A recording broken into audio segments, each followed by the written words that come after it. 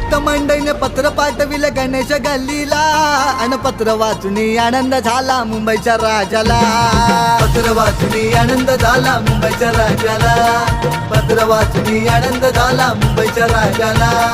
अनेक रूपे घेऊन येतो माझा गणराया, कधी विष्णू श्री कृष्ण माझा शिवशंकर भोळा.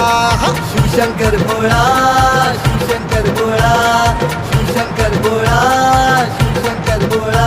हे गणा